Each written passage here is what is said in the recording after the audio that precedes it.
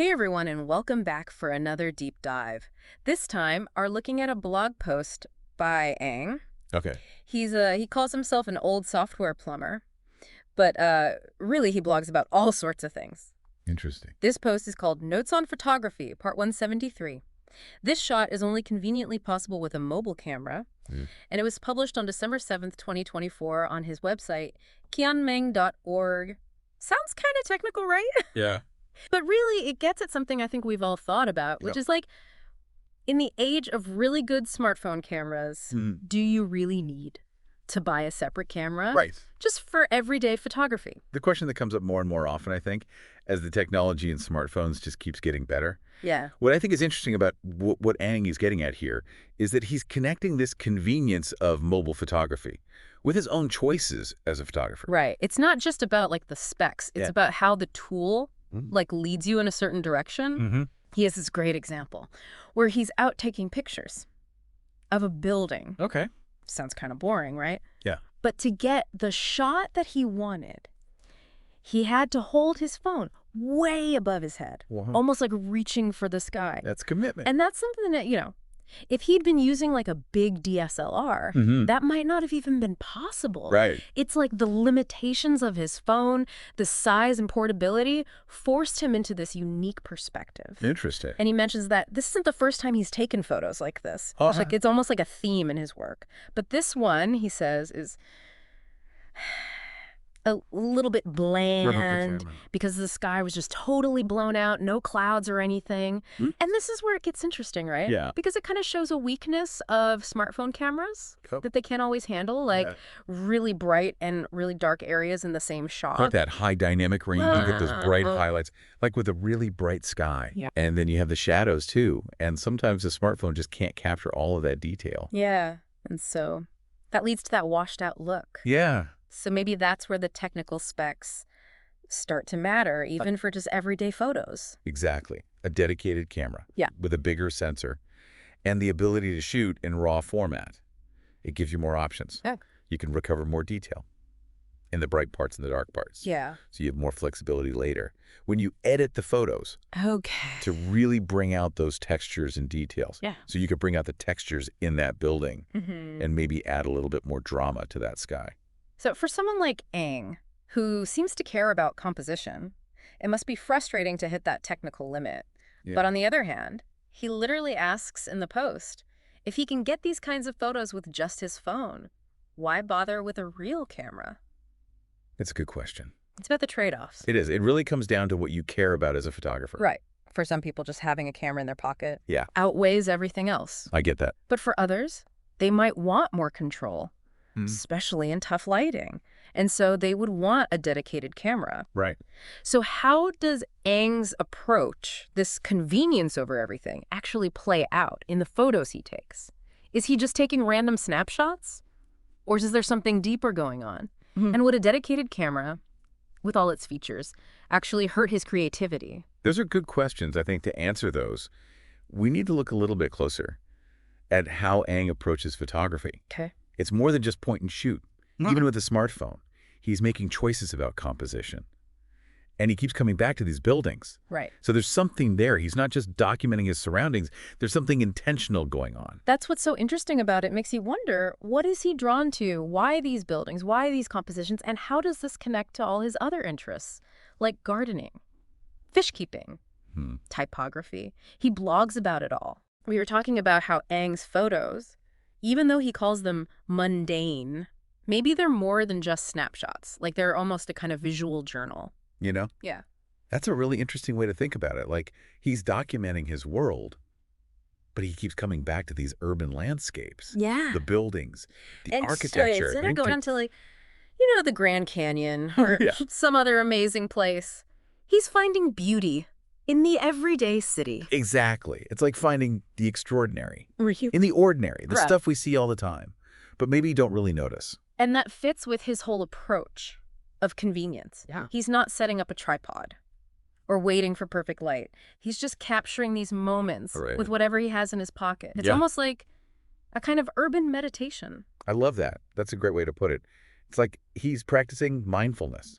through photography. Yeah. You're not trying to control everything. He's just accepting things as they are, the limitations of his phone, Yeah. the moment itself, and finding beauty in that. And those building photos, the ones he keeps coming back to, they almost feel like a process of exploration, like he's found something that fascinates him, and he keeps trying to capture it from different angles. This different light. Exactly. It reminds me of how a painter might do multiple studies of the same subject, Okay. just trying to understand it better. But remember, Aang blogs about a lot more than just photography. Oh, right. He does. Gardening, fish keeping, even typography. Interesting. Do you think there are any connections between these different interests and his approach to photography? On the surface, it doesn't seem like it. But what if we look for patterns? Okay, I'm listening. Well, think about it. Gardening, fish keeping, typography. They all involve paying attention to details. I never thought of it that way, but you're right. A gardener has to nurture those plants, observe how they grow. A fish keeper has to create a whole ecosystem, make sure everything is balanced. And a typographer, they have to arrange letters and words, pay attention to all the little details, the spacing, the font, everything. And you're saying that same attention to detail shows up in Aang's photography. Exactly. He's composing his images carefully, thinking about the lines, the shapes, the light, the shadows. He's looking for patterns, connections. So it's not just about the gear, smartphone versus DSLR. It's about how he sees the world. Right. It's about his artistic vision. And that's what makes his work so interesting. I think so. It's not about showing off or having the fanciest equipment. It's about observation, exploration, finding beauty in unexpected places. Which brings us back to our question, would a better camera actually be bad for his creativity? That's a good question. Maybe. With the DSLR, he'd be tempted to focus too much on the technical stuff. Like getting everything perfectly sharp. Yeah, perfect bokeh. Right. But would that take away from the immediacy of his style? It might, you know? Maybe those limitations are actually making him more creative. It's like Yeah. he has to work within those limitations. Yeah. So he has to find creative solutions. Yeah. And that's how he develops his own style. So it's not about the gear, it's about the vision, the photographer's intent. I like that. That's a good way to put it. Maybe Aang will get a better camera someday. But I think his way of seeing things, that's not going to change. I agree. That's something that comes from within. And that's a good lesson for all of us. It doesn't matter what you're creating. The tools are important, but they should serve your vision, not define it. Well said. So we've been talking about how Aang's photography, even though he focuses on convenience and simplicity, still reveals a deeper artistic intentionality. But, you know, as much as we've been celebrating these limitations, I can't help but wonder, are there times when those limitations become too much? Like, what about those shots that really do need the power of a dedicated camera? You're right. There are definitely times when a DSLR or a mirrorless camera would be the better choice. Remember how Aang mentioned that overexposed sky in his building photo? That's a perfect example. It is, of a situation where a dedicated camera would really shine. Right. He even said it made the photo feel bland, because there weren't any clouds. So what could he have done differently? With a more advanced camera? Oh. He could have used something called a graduated neutral density filter. Okay. I've heard photographers talk about those. They sound kind of magical. They can be pretty helpful. Yeah? For balancing out the exposure. So in that situation, it would help balance the exposure between the bright sky and the darker building. Exactly. So you could get detail in both. That makes sense. You wouldn't get that washed out look, but is that level of control really necessary for everyday photography? That's a good question. I mean, most people are just sharing their photos online. Right. Like on social media. I think it depends on what you want to get out of photography. Okay. So if you're just taking quick snapshots to share with friends. Then a smartphone is probably fine. If you're trying to really express yourself artistically. You want to capture all the subtleties of light and shadow. Then having those extra tools can make a big difference. So it's not just about the technical quality. It's about having the tools to really bring your vision to life. I think that's a good way to put it. A dedicated camera gives you more creative possibilities. It does. You have more control. Okay. Over things like depth of field. So you can get those blurry backgrounds. The bokeh. That's right. It can really make your subject stand out. You can also experiment with different lenses. Exactly. So you can capture a wider scene or zoom in on specific detail. You can shoot in low light without getting a lot of noise. Mm-hmm.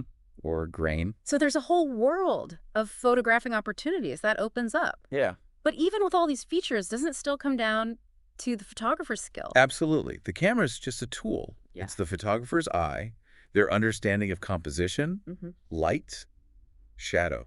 That really makes the difference. So maybe for someone like Eng, who's drawn to a certain aesthetic, maybe the limitations of his phone are actually helping him develop his style. It's possible. Sometimes limitations can force you to be more creative. Yeah, you have to work within those boundaries. And that can lead to some really interesting results. I think so. So it's like, she's showing us that you don't need the most expensive gear to create something meaningful. Exactly. It's about seeing the potential in the everyday. Yeah. And using what you have to express yourself. So what's the takeaway for our listeners today? Yeah. Should they go out and buy a DSLR? Or is their smartphone good enough?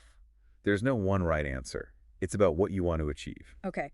If you're happy with your smartphone and you're taking pictures that you like, then keep experimenting with it. Yeah, explore its possibilities. But if you're feeling limited or you want more control, then maybe a dedicated camera is a good investment. Yeah. You don't have to choose just one. You can use both. That's true. Use your smartphone for everyday moments. And then when you want more control, you can use your DSLR or a mirrorless camera. It's about finding the tools that work best for you. Right. The ones that help you express your vision. Eng's story reminds us that photography is about exploration, discovery. It's about finding beauty in unexpected places, pushing your creative boundaries, sharing your unique perspective. I like that. It's a good reminder. So, whether you're using a smartphone, a DSLR, or even a pinhole camera, keep experimenting, keep learning, and keep capturing those moments that inspire you. Well said. And don't forget to check out Eng's blog. It's kianmeng.org. He's got lots of interesting thoughts on photography and other things too. He seems like a fascinating guy. Until next time, keep diving deep.